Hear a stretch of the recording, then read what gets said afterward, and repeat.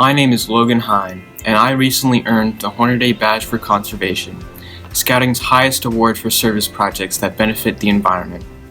Some even say that one badge takes forever to earn. Others will tell you that the standards are impossibly high. I'm here to tell you that the Hornaday Badge is none of those things. What it is possibly the most rewarding thing you will do in scouting, and it's something you can do if you put your mind to it. I was 14 years old and a few weeks from achieving my life rank. I knew I'd be Eagle soon and have a good 3 years to fill before I aged out of scouting. Sitting around and waiting to turn 18 wasn't something I wanted to do. I was looking through my scout book at a meeting one night, and I asked my scoutmaster about the award in the back that I had never heard of, the William T. Hornaday Award. My scoutmaster quickly said that it was extremely tough and no one ever attempted it. I already knew that my Eagle project was going to be conservation related. I pride myself as an academic scout, a problem solver whose passion has always been science and the environment specifically. The Hornaday Awards seemed tailor-made for a kid like me. But really, I feel like it is attainable for every scout.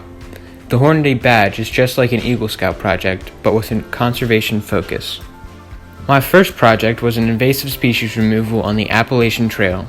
The kicker is that the project has to have a long-lasting impact, so my project wasn't just a one-time thing.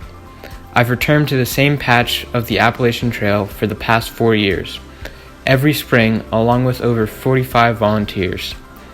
The plan is to keep the project going long after I've left my troop. Each badge requires you to earn 5 merit badges from a list you can find on scouting.org. Luckily for me, I'd already earned most of the merit badges needed for the Hornaday Badge. I knew right out of the gate that I was going for the highest level of the William T. Hornaday Award, the Silver Medal awarded to 4 distinct badge projects. The rarity of the award had me pumped. My second project doubled as my Eagle Scout project. You might ask, can you do that? Oh yes, you can. I built a nesting tower for near-threatened bird species, the chimney swift. On top of that, I made an educational, interactive kiosk to surround the 16-foot tower so that people knew why it was important. About a month after I finished the tower, I started my spring sports season.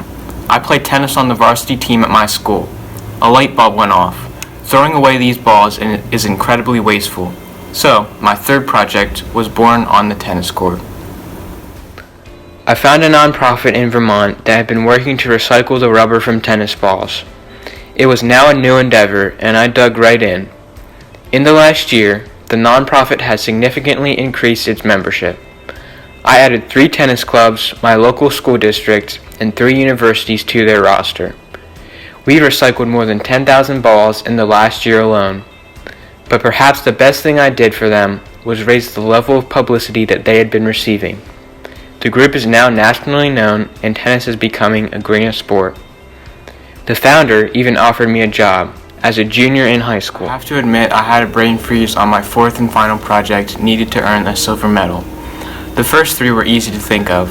After all, there are 8 categories you can choose to do a project in. But the 4th, I had to get creative for that one. I started going to a bunch of meetings for environmental groups and just talked to a lot of people to find out what needed doing in my community. After about the first 3 meetings, I noticed a big overlap. I had a forester telling me about a project idea.